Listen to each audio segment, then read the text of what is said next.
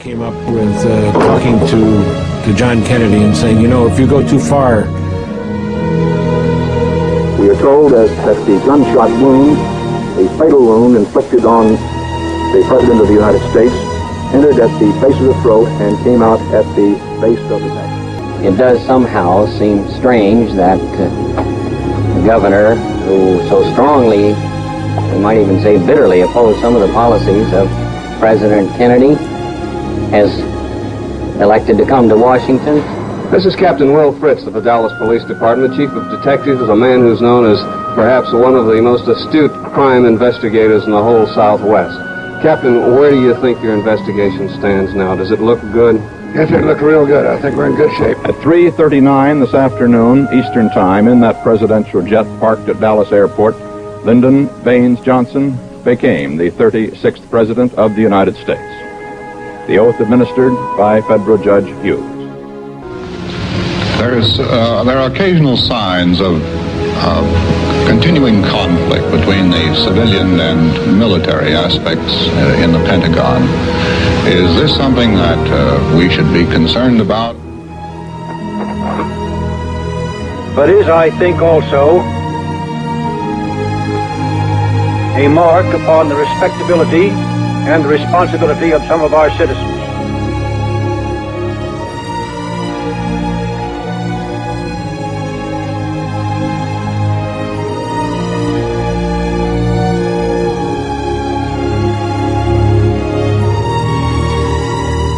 Could you sum up what progress was made today toward a confession, if any? I don't think we've made any progress toward a confession. At the turn of this century, one out of every 3 American presidents were either killed or shot. Why he did it or anything else. We just had proven that he did it, which I think we have. He said, Mrs. Lincoln, I can't live a life where I'm afraid to go out in the public. President Kennedy, we are told, was shot in the right temple. And according is a people of great common sense. And they are not going to be stampeded or bewildered. Frankly, I think that the memorial to the President of the United States should belong to all of the people. Really the first thing that he remembered of the shooting itself was when he was in the homicide office. This is a CIA file on Jack Ruby. At the same time, this government pretends... Fired from behind and struck him in the back of the head. And then, incongruously, some way, another bullet struck him in the front of the neck. From that shot, which entered his throat and probably came out the other side, the back of his head.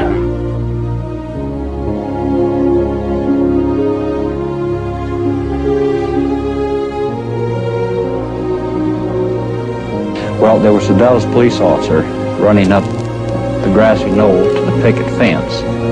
So I immediately assumed. Where would you like to live?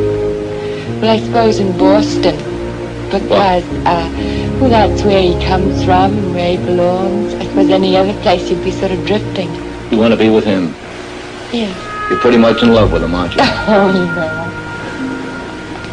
But I said no, didn't I? Yes, you did. You weren't ready again. I was hoping you wouldn't say anything because your reaction was wonderful. It's great. You are pretty much in love with him. I suppose so.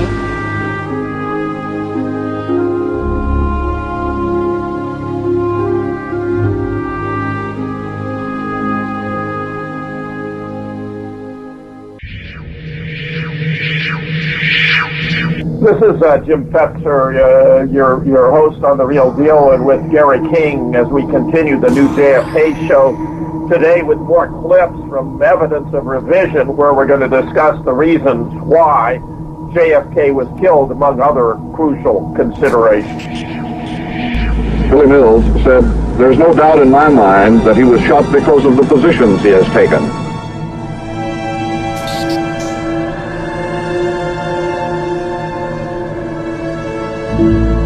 Peace. Peace. Peace. Peace. Peace. Peace. Peace. peace. Some say that it is useless to speak of peace. Peace, peace, peace, peace. Too many think it is unreal. Peace. Too many of us think it is impossible. Peace. Peace. Peace and freedom. Peace and freedom. Freedom and peace. Peace and freedom. Not peace at the expense of freedom, but both peace and freedom. Genuine peace, genuine peace. In a just and genuine peace. Means of assuring peace. World peace. World peace like community peace. A world of peace. Pursuing the paths of peace. The strategy of peace. For peace is a process. There is no single simple key to this peace. Universal peace and goodwill. Peace need not be impractical, and war need not be inevitable. We must therefore persevere in the search for peace. First, examine our attitude towards peace itself. I realize the pursuit of peace is not as dramatic as the pursuit of war, and frequently the words of the pursuers fall on deaf ears, but we have no more urgent task. I speak of peace, therefore, as the necessary, rational end of rational men. All right, Dr. Fetzer, let's talk about the military-industrial complex and that part of the whole picture. Well, that's a problem, Gary. I mean, all of JFK's aspirations for peace were good for the world's population, good for the people of the United States, but they were not good for the military-industrial complex, which makes massive profits on war. So that, while JFK said that peace is the aspiration of rational persons, he's assuming they are moral. He is assuming they're not dominated by the profit motive. For example, Milton Friedman, who was a Nobel-winning economist from the University of Chicago, enunciated the principle that the only social or moral obligations of corporations is to maximize profits for their stockholders.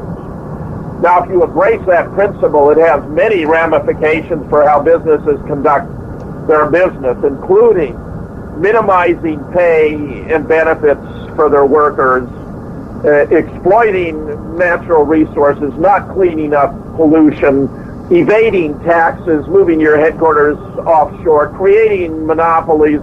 There are a whole host of ways of moves, of techniques that corporations can use to increase their profit margin for the benefit of their stockholders that are nevertheless enormously harmful, deleterious, damaging to human beings, including their employers, to the environment, including the ecological niches that we inhabit here on Earth, all for the sake of profit. So that greed, the love of money, as we know, the root of all evil, the love of money, makes itself manifest here. And in some ways it could be said that JFK was taken out, that JFK was murdered, that our 35th president was assassinated because powerful men had a love of money that overwhelmingly outweighed their concerns for the public good or what would be best for the United States, much less the world. We need a permanent unemployment insurance program so that there are those who want to work and can't find a job will not be shifted and living on a marginal income without hope for themselves. These are things which other countries in Western Europe did 30 or 40 years ago. Great Britain, and we regard ourselves as a progressive society, had these provisions at the time of the First World War. And yet this is suggested as a most radical proposal. Well, many do not understand the difference between moral theories generally, where four are worth consideration here, however briefly, namely, ethical egoism, where an individual seeks to maximize benefits for himself, regardless of the consequences for others, which would be exemplified by Ted Bundy, John Gacy, and Jeffrey Dahmer, who were willing to, murder other people, kidnap, rape women, murder them, or young men, rape, molest, murder them, or in the case of Dahmer, not only murder them, but consume parts of their bodies. I mean, this is extreme case. What's ironic is there's a generalized version that applies to groups of individuals called limited utilitarianism, where the group acts in such a way to maximize the benefit for itself, regardless of the consequences of others. Classic examples would be the Third Reich, with territorial conquest, systematic genocide, and, military aggression. The mafia running all kinds of loan sharking, prostitution, drug operations, and so forth, very detrimental to society generally, but making profits for themselves. Even ironically, and perhaps really at the heart of the matter, General Motors, which has been determined, even in a court of law, to have deliberately manufactured a pickup truck, for example, with a gas tank outside the frame, which they knew would lead to more death and maiming of their own clients, mind you, their own clients, the people who would buy their own vehicles, that if they spent, say, $1.05 more per vehicle and put it inside the frame, but they calculated that since they already had lawyers on their payroll, that if they were to, simply go ahead and save the $1.05 per vehicle, that their profit margin would be higher, even though they could expect that they would be subjected to lawsuits that they would have to fend off. This is as bad as it gets, but it's very typical of the thinking of the military-industrial complex. Then classic utilitarianism, the first to discern that you have to take into account the consequences for everyone, not just for those of your group. So classic utilitarianism would qualify an action as right when it produces more of the good or more benefits or more of what is valued for the population as a whole, taking into account the pluses and the minuses, than any alternative arrangement, but where a nice counterexample exemplifying that it's an inadequate theory would be, for example, the idea of a slave society, a slave-based society in which 15% were slaves and 85% were masters. If the 85% who were masters benefited so much more, their happiness were so much greater as to offset the unhappiness, even extreme, of the slave segment of society, then it could be on utilitarian principles that a slave-based society would be morally right. And yet we know slavery of all actions is immoral. If any action is immoral, and where, while the appeal to the democratic process can only work, therefore, even though they're usually thought to be justified on the basis of utilitarian consideration, when respect is given to the rights of the individual, to the rights of the minority. And that's why if you have an individual-based ethics, the consequences are going to be correct, so long as you adhere to them, where decision-making can proceed in terms of majority rule, provided there's respect for minority rights. And that brings us to what is known classically as deontological moral theory, or duty-based moral theory, which implies that every person has the obligation to treat every other person with respect. That is to say, as though they were intrinsically valuable and entitled to pursue their own projects, activities, and efforts in life without restraint or condemnation, provided they don't interfere with the right to exercise those same rights by other persons. Here's where we get an understanding why, a person should always be treated with respect means never merely as means. Never treat another person merely as means, which is obvious why slavery is so immoral, but also kidnapping, murder, robbery, rape. These are all key cases in which individuals treat other individuals merely as means. We treat one another as means all the time. Students take courses from professors and, use a professor as a means to obtain an education, earn a degree. The professor without students wouldn't have a position or the opportunity to share their knowledge. Employers and employees, as long as the employer is providing a fair wage and safe working conditions and reasonable hours, they can be treating their employees with respect. And so long as the employees are not stealing from their employers, clocking in for hours not spent, or otherwise, subverting the operation of the business, it can be a mutually beneficial relationship, just as doctors and patients, lawyers and clients, and the like. So the crux here is to understand that what JFK is appealing to is moral human beings, individuals who have a sense of morality entailing mutual respect. When you revert from a deontologically based theory of society, even with democratic decision-making based upon majority rule, so long as it respects minority rights, you can have a viable, moral, ethical, democratic decision-making process. But when you revert to limited utilitarianism and begin making decisions on the basis of what is right or beneficial for a group, a special group, as in the case of the Third Reich or the Mafia or the General Motors, that is where the major problems arise in society. And that is why the military-industrial complex is so threatening, so damaging, so corrosive to democracy. It undermines democracy because it's exerting its influence to benefit itself as a complex and not treating other persons with respect, because that would interfere with their profit margin. So what JFK was talking about when he addressed the issue of peace may sound innocuous on the surface, but it was profoundly disturbing to those with the deepest invested commitment to making money here in the United States in relation to the weapons of war, planes, ammunition, bombs, tanks, the whole 9 yards. So that JFK, not really, I think, fully appreciating the dimensions of the conflict, was in the midst of a titanic struggle where the military-industrial complex was not going to allow a single president, a transient figure on the American political stage, interfere with its capacity to consume the taxpayers' money and maximize its profits for its own selfish gain. We have to, in the next 8 years, build as many school buildings as we built in our entire history.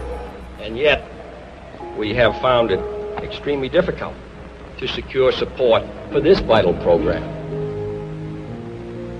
We cannot leave the 17 million people who have retired and who may become ill. If they have no money, under the legislation now in the books, they have a chance to receive some as indigents. But that is not the way we believe it should be done. And if their son happens to have some money in the bank, they do not qualify. And he goes and pays out, and it may break him at a time when he has responsibilities to his children. Why it is so difficult to secure passage of a minimum wage, paying somebody in interstate commerce $1 or $1.10 or 15 cents, I do not understand. But it is regarded in some circles as highly radical and highly inflationary.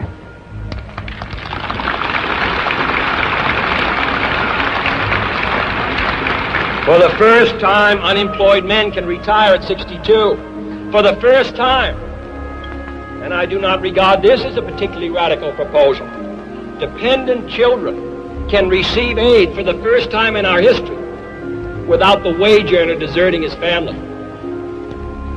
In the old days, before this act was passed, if a child was undernourished, it was necessary for the wage earner to desert his wife and family in order that those children should qualify for assistance. But last year that was changed. All right, let's go right there, Dr. Fetzer. Take us out. We got about 5 minutes. Well, Gary, those remarks being made by Walter Cronkite at the end about conflicts between JFK and the business community are a precise exemplification of the points I've just been making about the nature of morality and why limited utilitarianism is the most corrupt moral philosophy of them all, even though, it's an improvement, one might think, over ethical egoism. But ethical egoism is being practiced by one individual as an individual, and can therefore have, in general, less deleterious and far-reaching effects than when a group of individuals, each of whom really exemplifies ethical egoism, acts collectively to promote the interests of the group, as in the case of limited utilitarianism. I mean, this is the really deep moral message of the assassination of JFK, which reflects a profound problem with society, namely the role of corporations, where others, such as Marjorie Green in her book, The Divine Right of Capital, has suggested that, contrary to Milton Friedman, we must broaden the obligations of corporations to go far beyond those of stockholders per se, to stakeholders, everyone who has an interest in the operation of that corporation with regard to its effects, everyone who is affected one way or another by the corporation, which can include, individuals, not just including the employees who clearly have the most direct consequences or causal relation to the operation of the corporation, but also to the environment and those affected by the environment. When Monsanto, for example, promotes its genetically modified seeds, and they sweep over farms in Mexico, so that farmers who have been using seeds that have come down for hundreds of generations to produce perfectly viable multiple types of corn there, find that now they're raising Monsanto corn unbeknownst to them, and are even being asked or required to pay a royalty. Something has gone terribly, terribly wrong. Corporations like Monsanto, Archer, Daniels Midland, Raytheon, Boeing, and a whole host of others, General Dynamics, even GE. We know them. They are an all too familiar aspect of society. We must broaden the scope of corporations. They must be reconceived so that they no longer can operate purely as profit-maximizing entities to benefit the stockholders, but where the consequence for the workers, for the natural resources, for the environment, for tax policies and revenue, and for the operation of an unfettered market, so that competition will bring the benefits that are alleged, but very seldom alleged in theory, but very seldom actually implemented in practice, could become a part and parcel of American life. We need to replace stockholders with stakeholders, everyone affected, and find a way of restoring the obligation of promoting the good, the public welfare for corporations, which in fact was the case for corporations chartered before around 1913, when in Rhode Island, a Rockefeller Corporation was the first to obtain a charter that had no obligation to promote the public good. The old policy was the right policy, which reflects that new ideas are not always better than old. And Monsanto has just been given complete immunity from any liability to any of their products. So well, it's disgusting, Gary. I mean, there you have a nice reflection contemporarily of the corrupt relationship between government and corporations, which is hugely damaging to the population of the entire world, to our ecology, and to the quality of our lives. And as the Fukushima disaster reflects, can ultimately, in fact, lead to have the potential to extinguish all human life on this planet. You're listening to The Real Deal. We'll be right back. Welcome back to The Real Deal. We're letting JFK speak for himself. The president's willingness to abandon tradition was responsible, in part, for his failure to succeed with the business community, in spite of efforts at conciliation. I don't remember the figures exactly, but the president was not extremely popular in Texas, nor was he in the country. I am delighted to have a chance to say a few words about this administration's policy, which has been the subject of a good deal of discussion, acrimony, and controversy on wages and prices and profits. Now, I know there are some people who say that this isn't any business of the President of the United States, and and who believe that the President of the United States should be the honorary chairman of a great fraternal organization and confine himself to ceremonial functions. But that isn't what the Constitution says. And I did not run for President of the United States to fulfill that office in that way. Harry Truman once said there are 14 or 15 million Americans who have the resources to have representatives in Washington to protect their interests. And that the interests of the great mass of the other people, the 150 or 60 million, is the responsibility of the President of the United States, and I propose to fulfill it.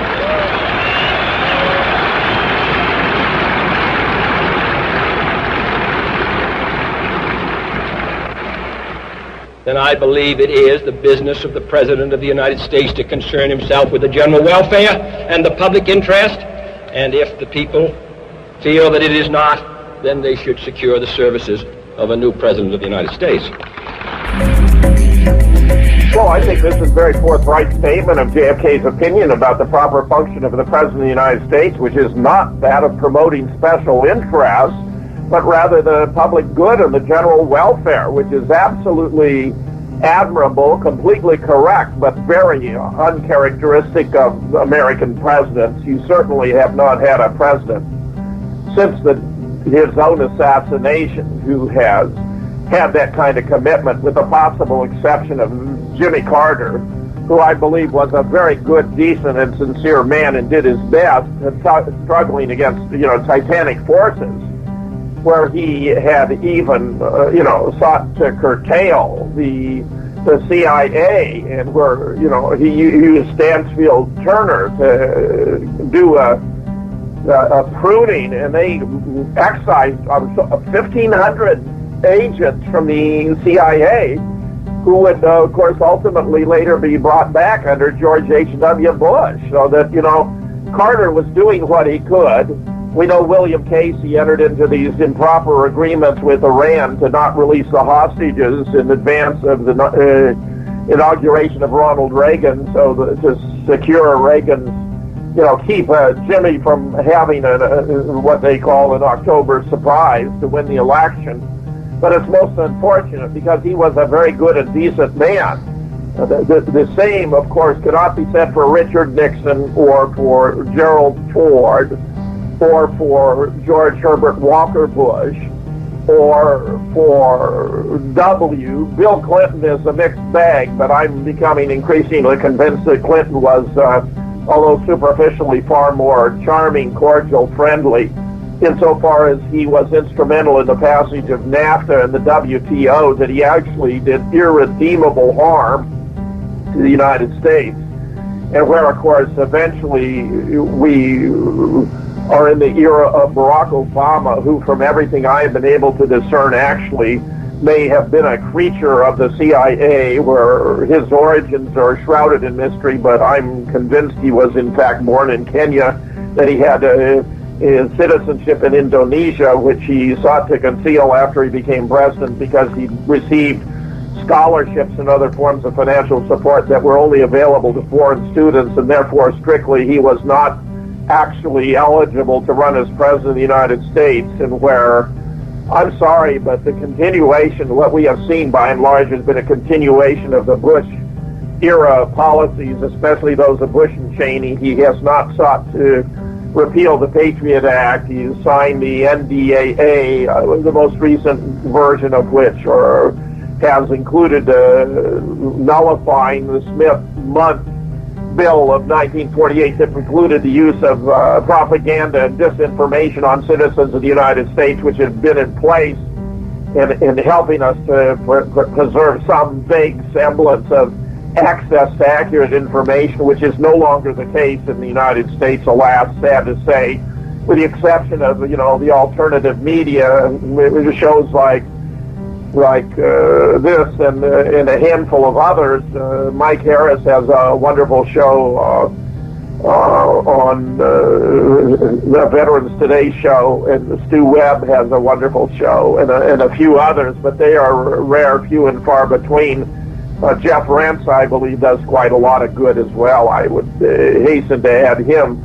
But it's very spotty, intermittent, occasional, and what we're overwhelmed by is that the mass media is dominated by the Central Intelligence Agency, which, of course, we learned from William Colby, its former director, who observed that the agency owns everyone of significance in the mass media, a discovery that was preceded by Carl Bernstein's article in Rolling Stone in 1977, The CIA and the Media, in which he explained that high officials of the agency were boasting that their greatest successes had been with Time Life, CBS, and the New York Times.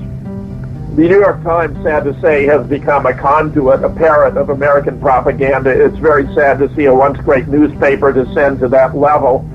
The Washington Post clearly is no better, and the other, major newspapers are even doing worse than they.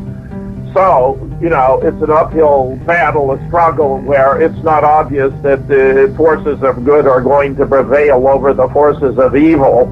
And if indeed the events in the Ukraine lead to a nuclear confrontation with Russia, then we're going to be annihilated, in a nuclear conflict, because the Russian weapons are actually far superior to American.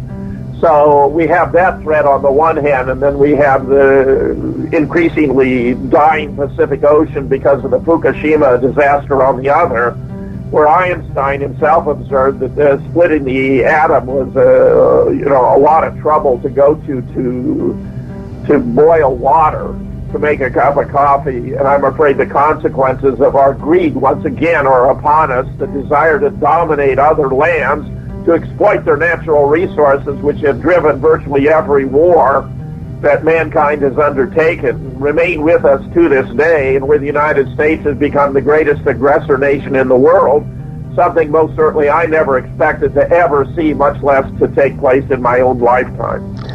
You've got Connolly talking about how anti-business JFK was. He was not all that popular in the country, and his popularity had diminished considerably, as a matter of fact. Businessmen are welcome at the White House, and I welcome the chance to address business meetings such as this. Not because I expect that it will necessarily affect the results of elections, but I do think it can affect what this country does. He was characterized as being anti-business, and part of that was, I think, was the result of his actions with respect to steel prices. The simultaneous and identical actions of United States Steel and other leading steel corporations increasing steel prices by some $6 a ton constitute a wholly unjustifiable and irresponsible defiance of the public interest. In this serious hour in our nation's history, when we are confronted with grave crises in Berlin and Southeast Asia, when we are devoting our energies to economic recovery and stability, when we are asking reservists to leave their homes and families for months on end, and servicemen to risk their lives, and 4 were killed in the last 2 days in Vietnam, and asking union members to hold down their wage requests, at a time when restraint and sacrifice are being asked of every citizen, the American people will find it hard, as I do, to accept a situation in which a tiny handful of steel executives, whose pursuit of private power and profit exceeds their sense of public responsibility, can show such utter contempt for the interests of 185 million Americans. A few gigantic corporations have decided to increase prices in ruthless disregard of their public responsibilities. Some time ago, I asked each American to consider what he would do for his country, and I asked the steel companies. In the last 24 hours, we had their answer. All right, the steel companies had their answer within 24 hours what they could do for our country. Well, Gary, this is one of JFK's most magnificent moments. I also believe it's one of those that signed his death warrant because, here he's making it so clear and unmistakable that he expects more from corporations than that they should simply maximize profits for their stockholders. So you could not have found a more perfect exemplification of the very issues that I was addressing about the profound impact of JFK's commitment to peace and to the welfare of the people, as opposed to maximizing profits of corporations for their own special interests. This is just absolutely historic, absolutely magnificent, wholly admirable, but it caused enormous anxiety and concern to the entrenched, powerful special interests that dominate American politics and the economy. To this very day. I realize that there are some businessmen who feel only they want to be left alone, that government and politics are none of their affairs, that the balance sheet and profit rate of their own corporation are of more importance than the worldwide balance of power or the nationwide rate of unemployment. But I hope it's not rushing the season to recall to you the passage from Dickens' Christmas Carol, in which Ebenezer Scrooge is terrified by the ghost of his former partner, Jacob Marley. And Scrooge, appalled by Marley's story of ceaseless wandering, cries out, "But you were always a good man of business, Jacob." And the ghost of Marley, his legs bound by a chain of ledger books and cash boxes, replied, "Business? Mankind was my business. The common welfare was my business. Charity, mercy, forbearance, and benevolence were all my business. The dealings of my trade were but a drop of water in the comprehensive ocean of my business. Members and guests of the Florida State Chamber of Commerce, whether we work in the White House or the State House or in a house of industry or commerce, mankind is our business. And if we work in harmony, if we understand the problems of each other and the responsibilities that each of us bears, then surely the business of mankind will prosper. And your children and mine will move ahead in a secure world and one in which there's opportunity for them all." What about our business being mankind? Well, once again, it's a superb statement by JFK that, exemplifies all the reasons why he was such a magnificent human being. I got to say, Gary, the more I hear of this, the more clips we play of JFK, the more I am just profoundly affected by the caliber, the quality, the intrinsic morality of the man. And that's, of course, what placed him in conflict with these powerful special interests. Their sense of morality is the self-serving variety. JFK was the giving, magnanimous, benefit society. Every human being should be treated with respect, bona fide, profound commitment to deontological moral principles as opposed to the corrupt principles of limited utilitarianism. Very, very clear in one after another of these superlative statements coming from our former president. Bring peace to them. A peaceful revolution for human rights. For too long, my country, the wealthiest nation in a continent which is not wealthy, failed to carry out its full responsibilities to its sister republics. We have now accepted that responsibility. In the same way, those who possess wealth and power in poor nations must accept their own responsibilities. They must lead the fight for those basic reforms which alone can preserve the fabric of their societies. Those who make peaceful revolution impossible will make violent revolution inevitable. Well, of course, he's completely right. Those who oppose, making reforms are going to make, revolution inevitable. It's a classic statement. It's completely true. And you have, even the Republican Party today keeps grinding away, whacking away, chipping away, trying to get rid of Social Security, Medicare, Medicaid, Obamacare, unemployment insurance, workman's compensation. These are the programs that make life, remotely palatable, remotely tolerable for the average American man and woman. Social Security has been the most successful government program in history, and yet we're besieged, we're bombarded by false claims about how it's going bankrupt and so forth. It's like the post office. This is completely idiotic. One of the functions of government should be to promote communication between the members of society. There's no reason the post office should make a profit. The post office should be run for the public good at public expense, and there shouldn't be any issue about it. But the Republicans have undertaken the strategy now of trying to privatize different elements of society, of the government. Functions performed properly by the government are being privatized to promote profits, and of course, it greatly exceeds the cost of the taxpayer and gives them no discernible benefit. Social Security is a perfect example because studies have shown, this is familiar information to anyone who's serious about social scientific research, that when you have a private administration of a program like Social Security, the overhead jumps by 10%, so that it costs the government about 2% in overhead, but private corporations 12%, for the simple reason that they are operating for profit.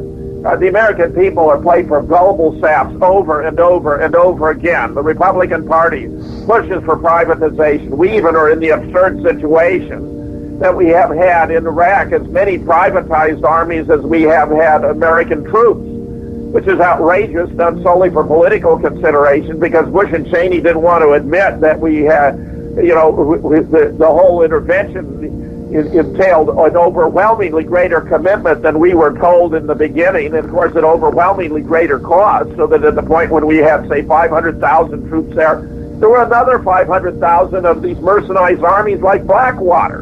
And they were not under the control of the military. They were performing all kinds of atrocities. They were shooting vehicles. Innocent Iraqis who drove too close to their convoys would be machine gunned by these privatized troops. It's disgusting. You can find, videos of it to this day.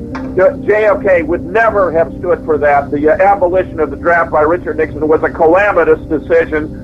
It was done for obvious political reasons to lessen the amount of complaint about his ongoing conduct of the war, because by removing the draft, you remove the pressure on the young people who are the most active in protesting. But what it also did essentially was take families out of concern about decisions of war and peace, so that what we have had since the draft was abolished is that the American public, by and large, since we have a volunteer army, are willing to let others do it.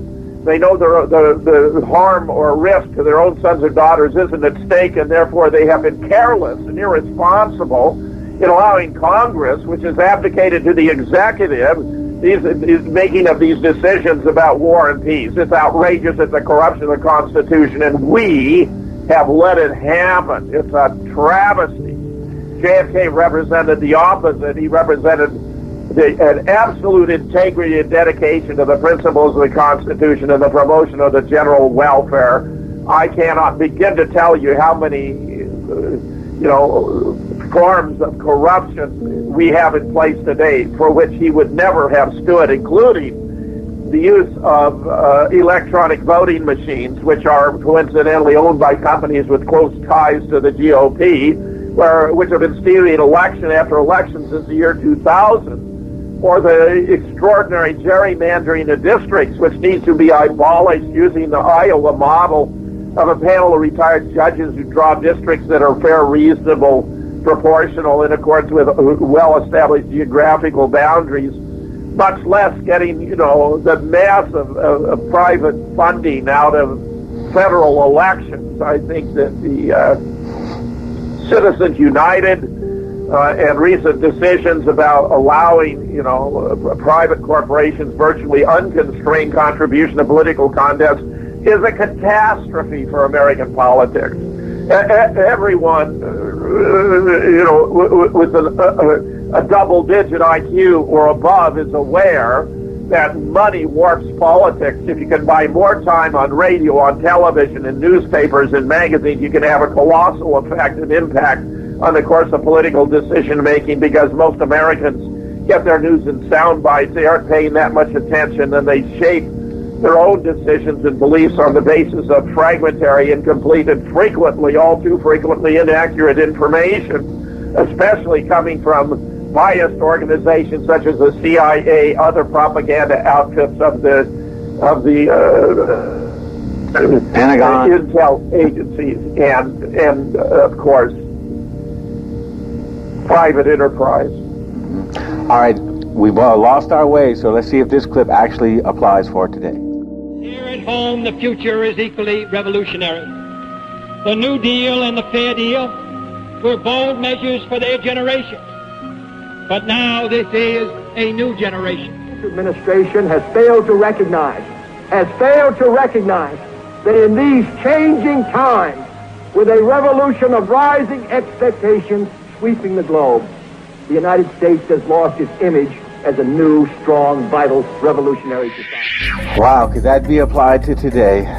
Absolutely, 100%. I mean, I think this is the reason why you still have photographs of JFK hung in mud huts in the middle of Africa. I mean, you know, this man had tremendous impact, and I think it was because there was a deep unconscious realization that this man was profoundly good, that the principles for which he stood were ones that were intrinsically moral, and that he was being opposed by forces that were ultimately completely selfish, self-centered, and profit-driven.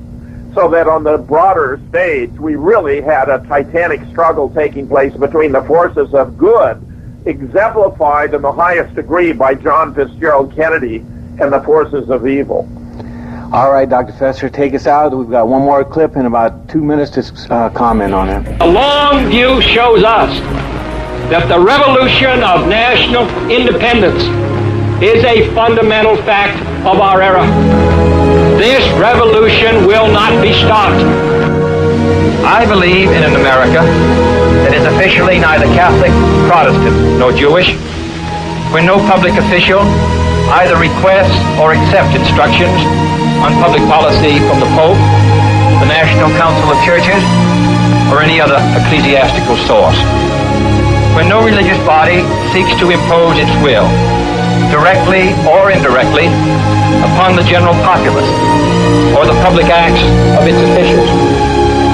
When no church or church school is granted any public funds or political preference. I have to agree with you, Dr. Fetzer. When I hear these clips, sometimes I didn't realize just how profound the whole thing really was.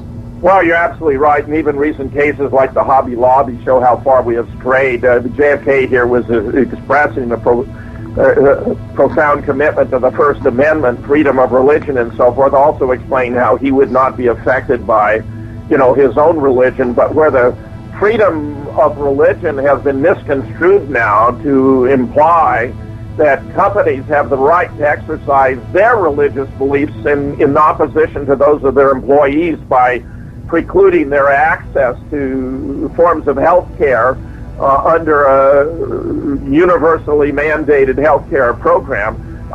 That's wrong. I mean, the idea of freedom of religion includes freedom from religion, that no group or entity should be entitled to impose their religiously based views on others who do not share them, so that this reflects how far the Supreme Court, which should be the ultimate arbiter, I mean, it is constitutionally given that role, of the meaning of the Constitution, has lost its way and become an ally and even supplicant to the corporations that exercise so much control in this society.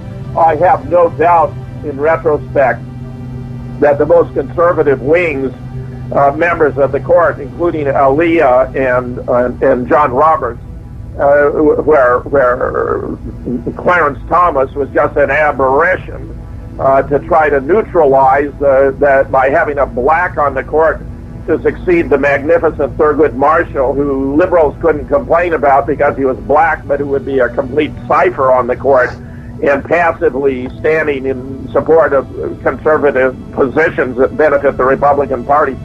We have fallen so far, Gary. Every time I hear one of these clips, I feel like you, this colossal nostalgia for the past, not just because it was a wonderful time, but because it represented principles and policies that have long since been lost in the United States as it exists today. All right, Dr. Fetzer, we've done the best we can for this week in the search for truth in JFK. I want to thank you for doing such a splendid job of putting these clips together, Gary. They really remind us of the quality of the man and the kind of life, the principles for which this country used to stand. And it's something we need to remember if we are ever to regain our footing and get back on the path that this nation was meant to follow at long last.